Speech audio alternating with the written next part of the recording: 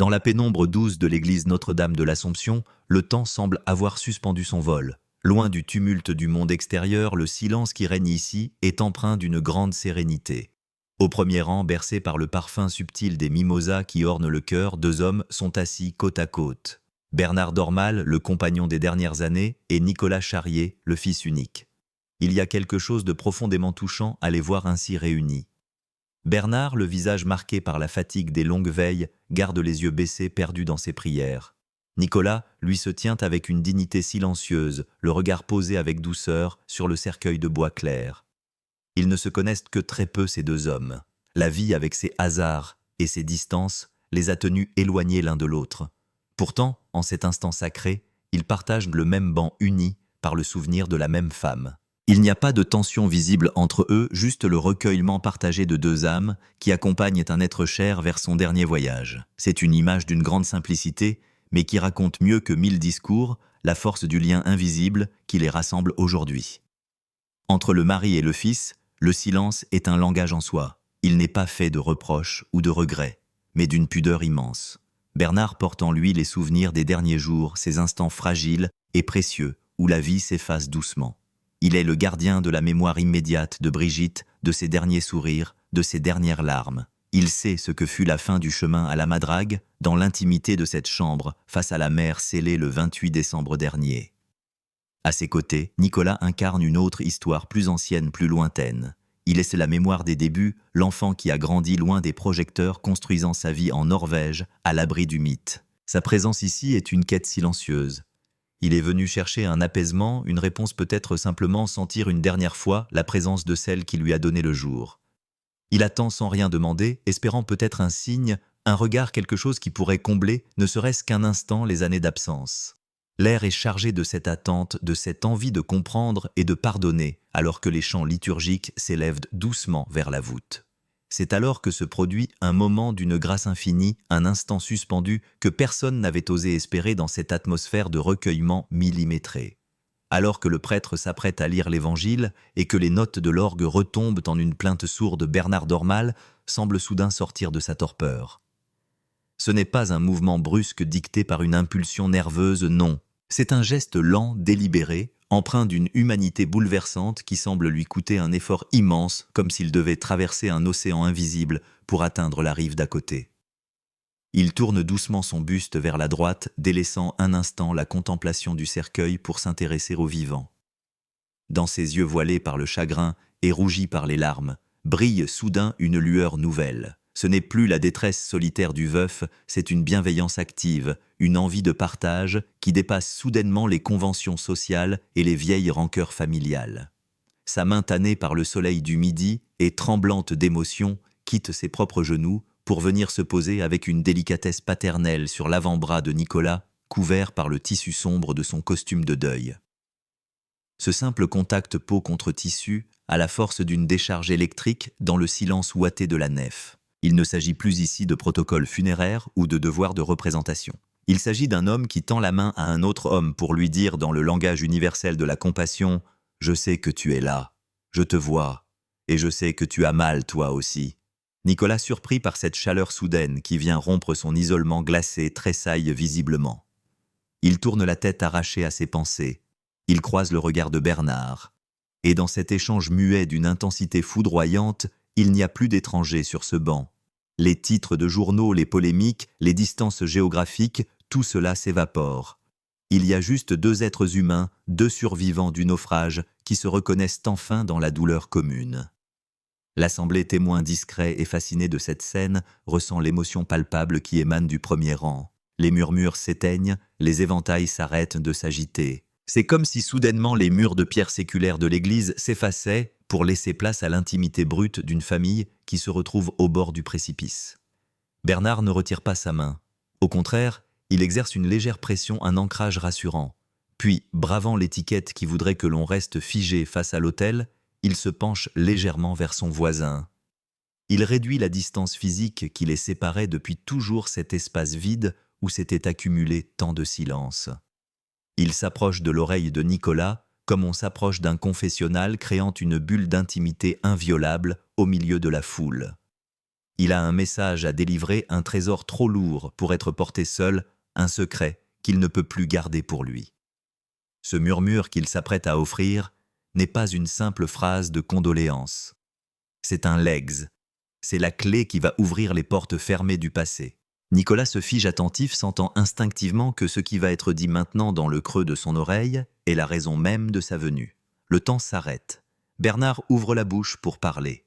La voix de Bernard est un souffle à peine, un murmure éraillé par le chagrin.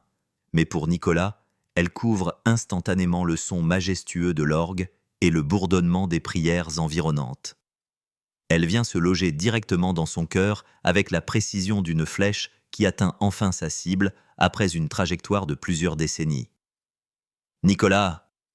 commence Bernard, la gorge visiblement nouée par l'émotion qui le submerge. « Il faut que tu saches.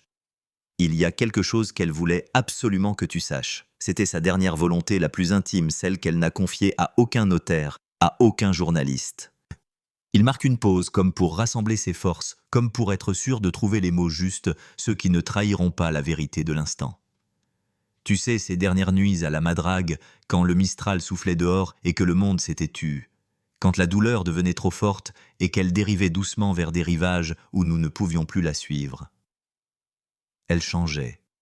Elle ne parlait plus de sa carrière, elle ne se souciait plus de ses combats, ni même de ses animaux qui veillaient pourtant à sa porte. Elle revenait à l'essentiel. Elle parlait de toi.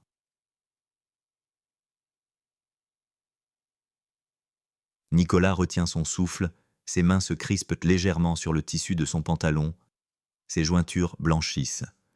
Il n'ose pas bouger de peur de briser le charme fragile de cette confession inespérée. Bernard continue, avec une douceur infinie, ses yeux plongeant dans ceux de Nicolas pour y déposer la vérité. Elle t'appelait. Dans son demi-sommeil, elle redevenait cette jeune femme que tu as peu connue. Elle demandait « Mon petit, où est mon petit? Est-ce qu'il va venir ?» Elle ne disait pas Nicolas Charrier, elle disait « Mon fils ». Elle avait cette peur panique, celle d'une mère que tu ne sois pas là, que tu ne saches pas. Elle m'a fait promettre la main serrée dans la mienne de te dire qu'elle t'avait attendu. Jusqu'à la fin, jusqu'à l'ultime seconde avant que ses yeux ne se ferment le 28 décembre, son cœur de mère battait pour toi. C'est ton visage qu'elle cherchait dans l'ombre de la chambre. Et ça encore. Ce ne sont que quelques mots simples dénués de toute emphase littéraire, mais ils ont le pouvoir titanesque de tout changer. Ils traversent les décennies de silence pesant, ils enjambent les malentendus, les blessures d'orgueil et les phrases maladroites prononcées jadis dans la presse à scandale.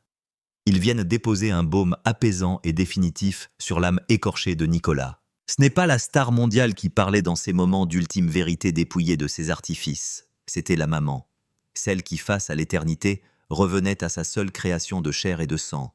Bernard lui offre ce témoignage comme on offre une absolution, un pardon total.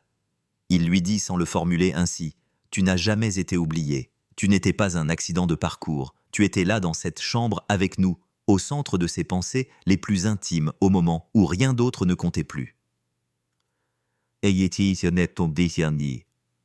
C'est une révélation sacrée, un héritage immatériel bien plus précieux, bien plus lourd de sens que toutes les villas de la Côte d'Azur ou les droits de ses films. Brigitte Bardot est partie en emportant le nom de son fils sur ses lèvres, comme un viatique pour l'au-delà. Et en confiant ce secret à Bernard, elle s'assurait que même par-delà, la mort, elle pourrait enfin serrer son fils dans ses bras. En recevant cette confession murmurée à mi-voix dans la pénombre de l'église, quelque chose de fondamental se brise à l'intérieur de Nicolas. Ce n'est pas une fracture douloureuse, c'est une libération. C'est le bruit sourd et salvateur d'une armure qui tombe pièce par pièce sur le sol de pierre. Pendant 60 ans, il a construit sa vie autour d'un manque, d'une absence, se forgeant une carapace d'indifférence pour survivre aux phrases assassines lues dans les journaux et à l'ombre écrasante du mythe Bardot. Il s'était résigné à être le fils mal aimé, l'enfant de la négligence. Mais les mots de Bernard, portés par une sincérité absolue, viennent de faire voler en éclats cette certitude toxique. Un séisme silencieux secoue son être tout entier. L'image de la mère distante, celle qui préférait ses phoques et ses chiens à sa propre progéniture, se dissout instantanément pour laisser place à une autre vision infiniment plus douce, celle d'une vieille dame vulnérable face à la nuit, réclamant la présence de son enfant. Le doute lancinant qui l'a hanté depuis l'adolescence, m'a-t-elle jamais vraiment aimé, trouve enfin sa réponse. Ce n'est pas un « oui » timide, c'est un cri d'amour poussé au seuil de la mort. Elle l'a attendu. Elle l'a espéré. Dans le tribunal de sa conscience, où il avait souvent jugé sa mère avec sévérité, le verdict change brusquement. Il n'y a plus de coupable, il n'y a qu'une femme qui a fait ce qu'elle a pu et qui, au moment de vérité, a laissé parler son sang. Les épaules de Nicolas, jusque-là raidies par la tension et le protocole, s'affaissent doucement comme si un fardeau invisible de plusieurs tonnes venait de lui être retiré. Il ferme les yeux un bref instant, s'autorisant à lâcher prise. Une larme, une seule, échappe à son contrôle et roule sur sa joue, se perdant dans le col de sa chemise.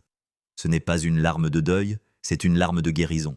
Elle a le goût de la paix retrouvée. Elle lave les aigreurs, elle apaise les colères froides. L'enfant blessé qui vivait en lui caché sous les traits de l'homme mûr de 66 ans reçoit enfin l'étreinte qu'il n'attendait plus. À côté de lui, Bernard a repris sa position de prière, respectant avec une délicatesse infinie ce moment de bouleversement intérieur. Il ne regarde pas Nicolas, il lui laisse l'espace nécessaire pour accueillir cette nouvelle réalité. Il sait qu'il vient de lui offrir une seconde naissance. Nicolas rouvre les yeux et pose un nouveau regard sur le cercueil de Mimosas. Il ne voit plus la boîte en bois qui contient la dépouille d'une star mondiale. Il voit le repos de sa mère. La rancœur n'a plus sa place ici, chassée par la tendresse de l'aveu. Il se sent envahi par une gratitude immense, non pas pour l'héritage matériel qu'il ne recevra peut-être pas, mais pour cette richesse émotionnelle inouïe. La guérison est totale. En une fraction de seconde, le vide s'est rempli. Il est venu en orphelin, rempli de questions. Il repartira en fils apaisé fort de la certitude d'avoir été in fine la personne la plus importante au monde pour Brigitte Bardot. La cérémonie touche à sa fin. Les dernières notes du requiem s'élèvent vers la voûte de pierre majestueuse et solennelle, marquant le terme de cet adieu terrestre. Lorsque les lourdes portes de l'église Notre-Dame de l'Assomption s'ouvrent lentement, elles laissent entrer un flot de lumière blanche crue, celle d'un jour d'hiver méditerranéen purifié par la pluie. C'est le signal du départ. Nicolas se lève, mais l'homme qui se redresse pour accompagner le cercueil vers le parvis n'est plus tout à fait le même que celui qui s'était assis 1 heure plus tôt, le dos raidi par l'appréhension. Sa démarche a changé. Elle est empreinte d'une fluidité nouvelle, d'une assurance calme. Il marche aux côtés de Bernard Dormal, et cette fois la proximité physique n'est plus une contrainte protocolaire subie. C'est une fraternité de cœur scellée dans le secret du murmure. Ils avancent ensemble derrière le bois clair et les mimosas, 2 gardiens de mémoire qui ont su l'espace d'un instant abaisser les armes pour partager l'essentiel. Ils n'ont pas besoin de se parler à nouveau. Le pacte est signé. Bernard a rendu le fils à la mère et Nicolas a offert à Bernard le respect dû à celui qui a veillé jusqu'au bout. En franchissant le seuil et en recevant la brise saline de Saint-Tropez sur son visage, Nicolas prend une décision intérieure définitive et sereine. Il sait avec une certitude absolue qu'il ne retournera pas à la madrague. Il ne cherchera pas à forcer les grilles de la propriété, il ne réclamera pas un trousseau de clés au notaire, il ne se battra pas pour des meubles ou des souvenirs tangibles. Il laisse la maison mythique aux ombres, aux souvenirs de gloire et aux animaux qui en sont les véritables maîtres. La madrague était le refuge de Brigitte Bardot la star. Elle n'a jamais été la maison de sa mère. Il n'a plus besoin d'y entrer pour la trouver. Il regarde l'horizon là où la mer rejoint le ciel dans un bleu profond. Il va repartir vers sa vie, vers le nord, vers la neige d'Oslo, vers ses propres enfants, qui sont l'avenir de cette lignée. Mais il ne repart pas les mains vides. Au contraire, il repart infiniment plus riche qu'il n'est arrivé. Il emporte avec lui un trésor que le fisc ne peut pas taxer et que le temps ne pourra pas éroder la vérité. Il possède désormais la certitude d'avoir été aimé, d'avoir été espéré, d'avoir été le dernier visage souhaité dans la nuit du 28 décembre. L'héritage de Brigitte Bardot pour son fils unique ne se compte pas en millions d'euros, ni en droits d'auteur, ni en biens immobiliers. Il tient tout entier dans ce murmure échangé sur un banc d'église, dans cette phrase simple « Elle t'attendait ». C'est l'héritage de l'amour tardif, imparfait, mais éternel.